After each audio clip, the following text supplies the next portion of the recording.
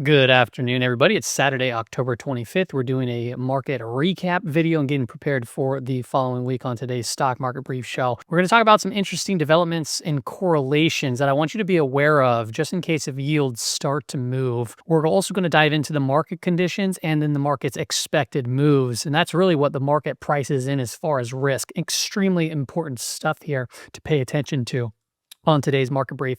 With that said, let's just go ahead and get right into today's show.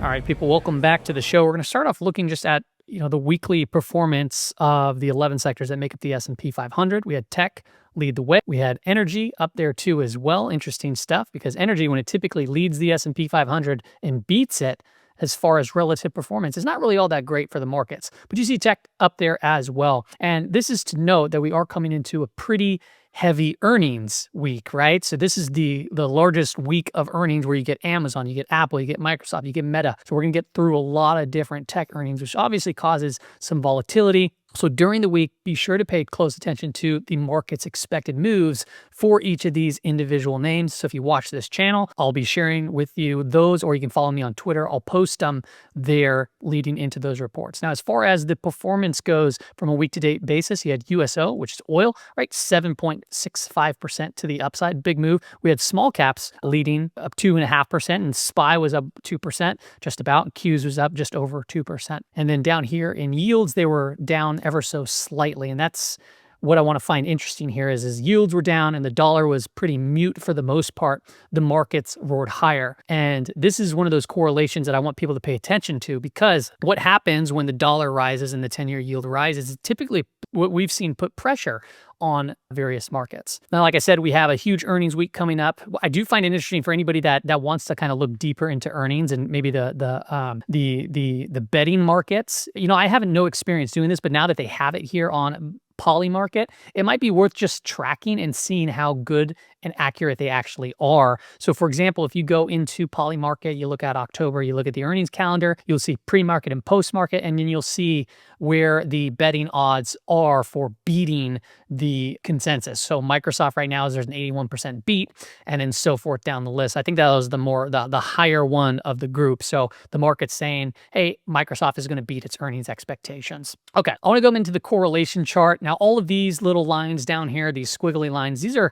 20-day correlations, right? So the setting is 20. And this right here is the 10-year yield. And each one of these is the 10-year yield correlated to a different asset. Now, in each of these boxes that you see, there's one, the zero line, right? The zero line goes through all of these. And when it's above the zero line, that means there's a positive correlation. The higher you go, right, up to 1.0, means that it's a stronger positive correlation. The lower it goes, the more negatively correlated that asset is to the 10-year yield. So in short, that means when this goes up, if there's positive correlations, that means that there's a high probability that the markets or those assets will move with the 10-year yield. Now, if it's a negatively correlated asset and this starts to move higher, chances are that those assets can potentially go down. Now, I want to preface this with correlations, they change. So if you look through the history, there's sometimes where it's negative, there's sometimes where it's positive, sometimes negative, sometimes positive. So you got to read with what the market is currently telling you and just be open to the idea that trades still fail and correlations do change. So with that said, I want to call out the 10-year yield, how it's kind of just going down here and just going sideways these last few trading sessions. I want to call out oil, because oil made an aggressive move, right? We talked about that just right here on this slide, pointing out USO is up 7.65%. Very quick, very abrupt move. And the 10-year yield really didn't move too much. Yes, it did bounce. But the reason why I'm pointing these two out is because if you just look at this, oil is the black line, the red and green candles is the 10-year yield. They're moving hand in hand. And typically oil, right, can give you a good indication as to where yields may go. So if oil all of a sudden, takes a little breather from its recent move and then starts, bumping up higher or remains up here, is it telling us, is it foreshadowing that we'll see the potential 10-year yield rise and maybe potentially bonds get hit? And in the last video, we talked about how right now, given the context of what we saw, the last video that I posted, it looked like the oil was giving us a good sign to take some profits from TLT and or look to potentially short long bonds. Now, if I keep going on, you can see here, if I just pull up a chart of oil, it's bumping back into its declining 50 days. So most importantly here to note is the trend is actually still down. Like, is this just a lower high and is this going to keep going down? If so, then there's a chance that the 10-year yield continues to drop and those things that are correlated to it positively may go down with it and so forth. Okay, I want to continue on and look though at this, and this is CTA positioning and the projections for potentially oil. And you're looking at a lot of conditional expected flows are to the upside in oil. So is this a potentially early trade to see oil rise higher? And we've already saw a pretty big move these last few sessions, but if you look at CTA positioning and expected flows, there is some upside convexity taking place at the moment. And if we take a look at the 10-year yield, right, it hasn't budged much, but you do see these lower lows, and you do all of a sudden in the price momentum oscillator starting to see a higher low. So you see a little bit of a positive divergence here. Now, if this starts to cross over, right, is that giving us indication that we might start to see this move higher or come up, come back down, and people are going to start talking about an inverse head and shoulders, whatever the case may be. Now, it's important to note that the administration wants lower priced oil and wants lower price rates. And that's what they've been getting at the current moment. Now, there's always going to be ebbs and flows to all of this, and that's why we're pointing this out. So looking back at this chart, what are the assets on here that are positively and negatively correlated? So if we are prepared for 10-year yield to rise, what might benefit and what might not? Right out of the gate, the financials, right, this is XLF, has a 0.80 correlation, positive correlation. So chances are you see the 10-year yield rise, you might see financials perform quite well. China has a 0.77 correlation. I'm utilizing KWeb. Oil, right? A 0.77. We know this. There's typically a positive correlation with oil. I just already talked about that.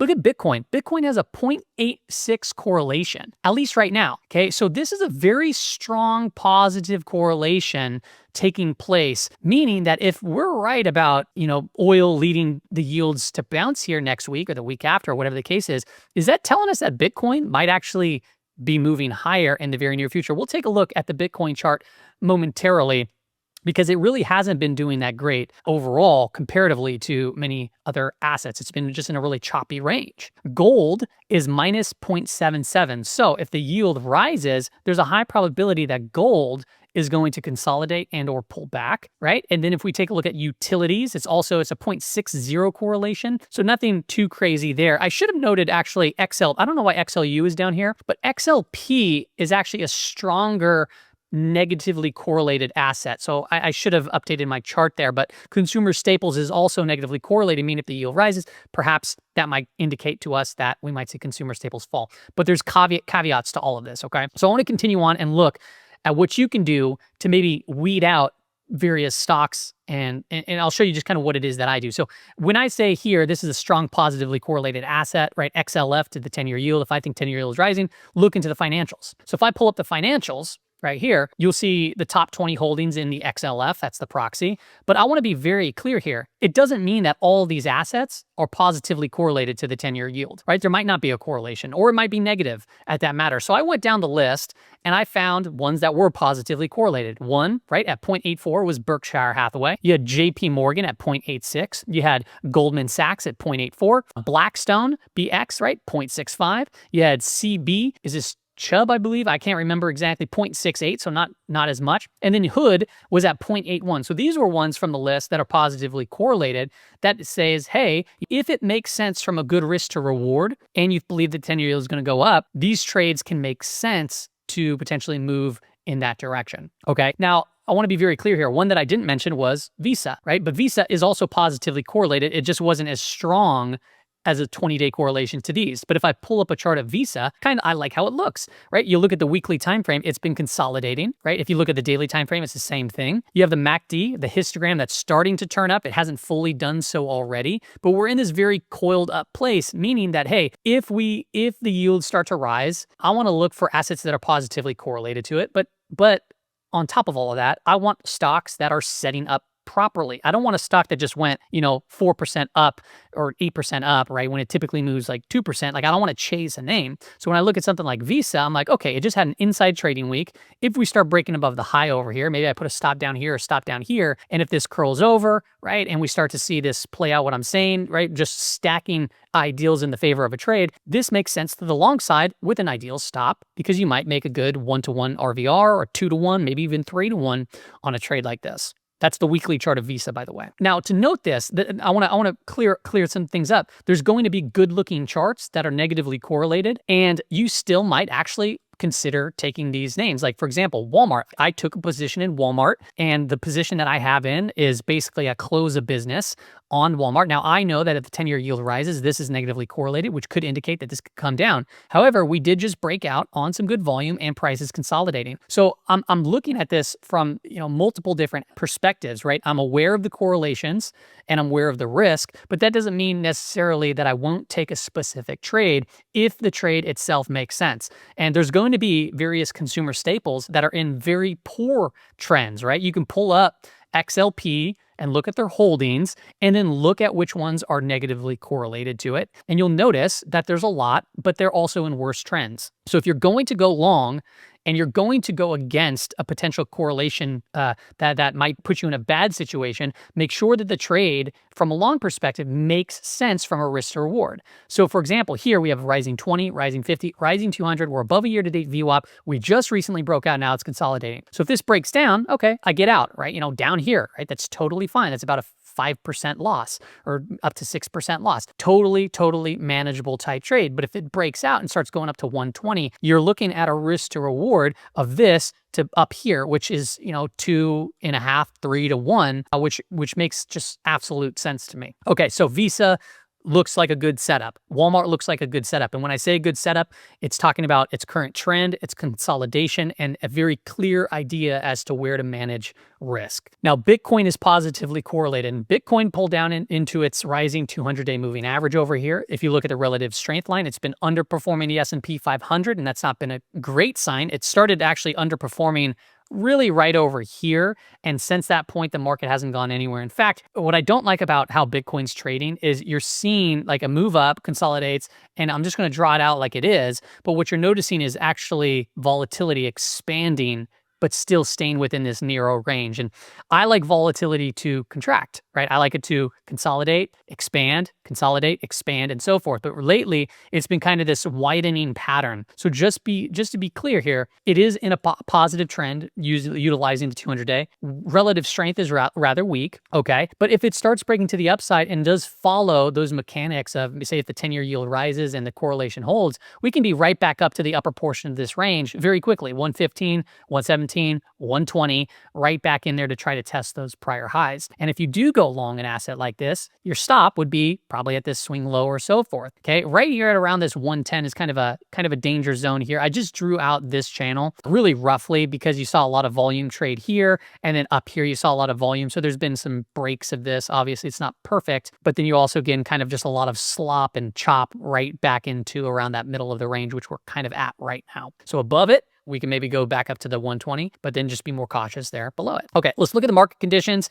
Market conditions, no shocker, right? It's bullish. We had the CPI data recently come out, and really, to be quite honest, all the trade on the Friday of last week, it was done when the CPI came out, and then it went sideways for the entirety of the trading session. We did hit a very interesting level, and I'll talk about what that is and why it's important. But if we're looking at the direction of the 5-day moving average, I'm on the SPY, Q, IWM, semiconductors, biotech, and DIA, the Dow Jones Industrial Average. We're all really above a rising 5-day moving average other than biotech, but it still has an inclining 5-day. So things might get frothy. If it pulls down a little bit, we're still above that rising 5-day. So we'll just note that the trend in the short term is still bullish. As far as gamma goes, traders continue to reach out, right? We have that 7,000 level becoming our call wall. So a lot of traders are reaching out to that 7,000. We closed roughly right at about 6,800. I believe we closed right there at about basically we came into 6,800 and held as resistance. Now, if it starts breaking back down, look 50 points lower, that would be the localized level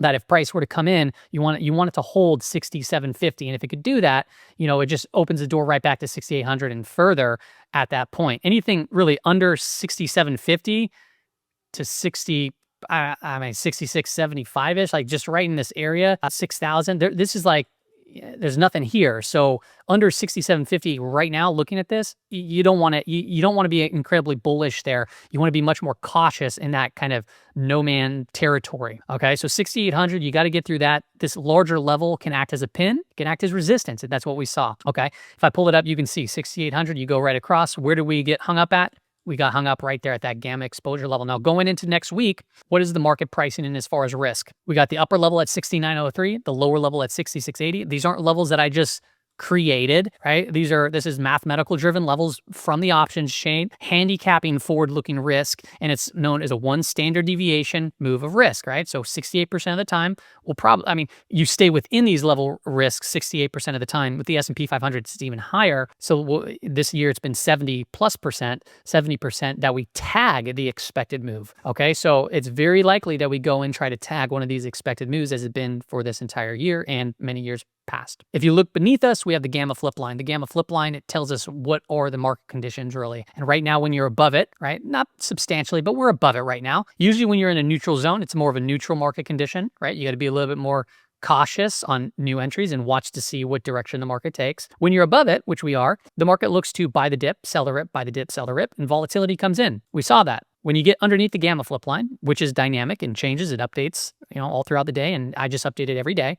If you get below it, market participants or market makers, dealers, they'll sell into the selling, they'll buy into the buying, and this is what creates volatility to increase. So intraday, you get a lot more powerful moves. We saw that on this day, and we saw it back over here, and you get a lot of directional moves that feel like a lifetime, especially if you're betting against the move that they're making. If you take a look at back month versus front month volatility, interesting bit over here, looking at back month, really kind of uptick quite a bit. And I noticed skew also rose a little bit, which is kind of you think of that in terms of like hedging dynamics. So that's rising. This is rising. So if this gets above 0.20, 1.20, 20%, that means back month is 20% higher than front month, like we saw all throughout here. It leads to consolidations and pullbacks in the market. And that's really what we saw, right? The market went higher, it pulled in, it went higher, it pulled back in, and we just chopped around. So when it gets below 1.0, you start to look for the market to consolidate and or bounce. And if you just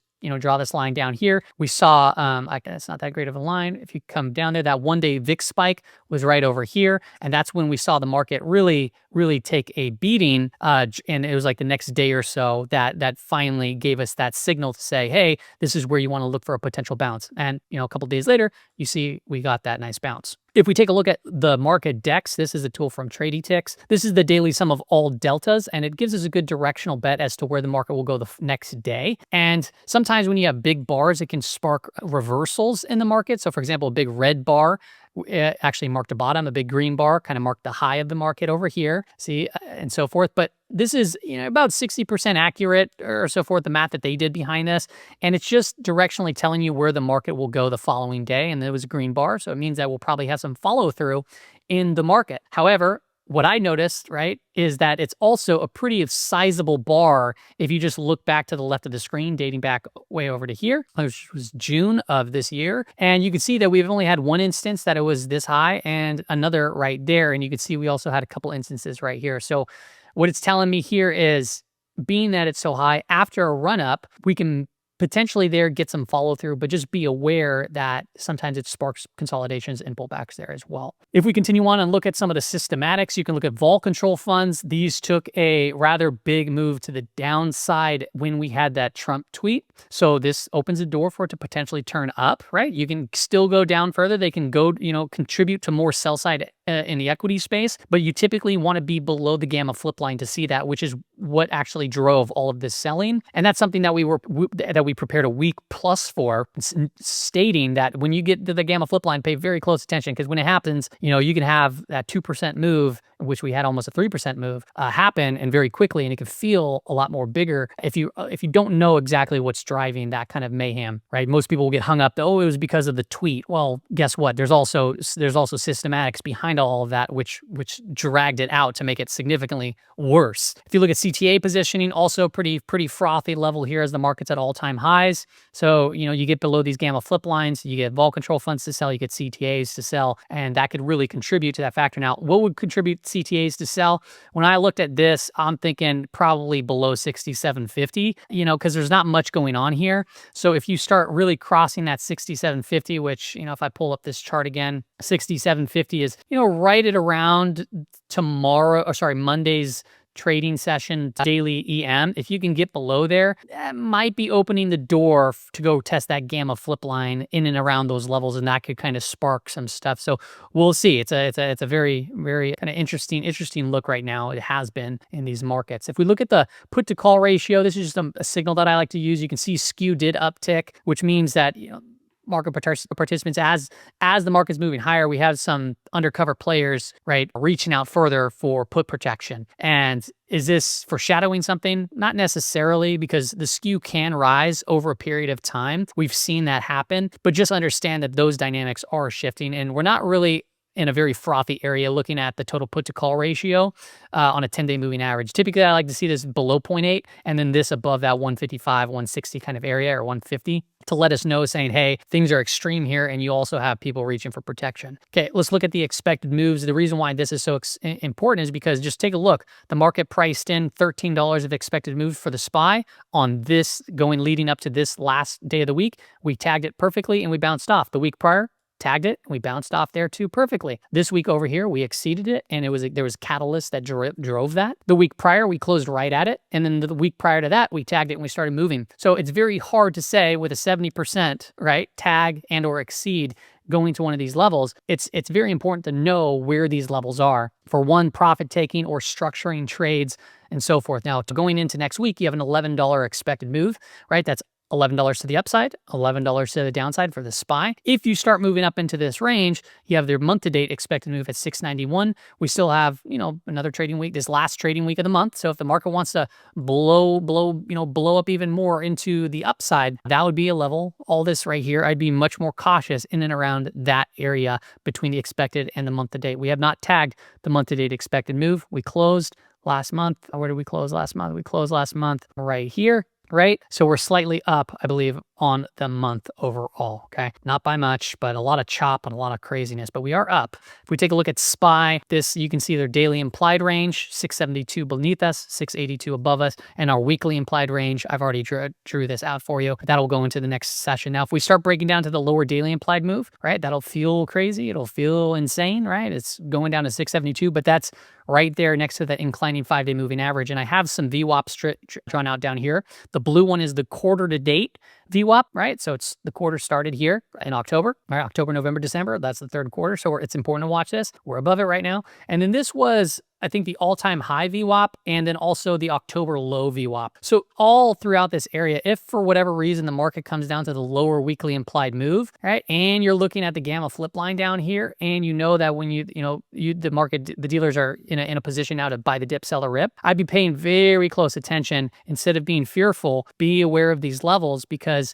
sometimes you can get aggressive moves from them, like we actually saw recently right over there. A couple signal charts I wanted to end on. I spelt that wrong. A couple signal charts. This is a follow-up from the last video that I did. We did close down here, which is the correlation, the 10-week correlation between the housing market and the S&P 500, and we've seen this multiple times, and it hasn't really led to great market movements. You can see it typically leads to volatility. Sometimes it goes higher and higher and higher, and then all of a sudden we see the volatility. But I think it's just interesting to point out that correlation. It might be nothing, but dating back to 2007, when you get these weekly correlation breaks, it just hasn't led to all that great of stuff.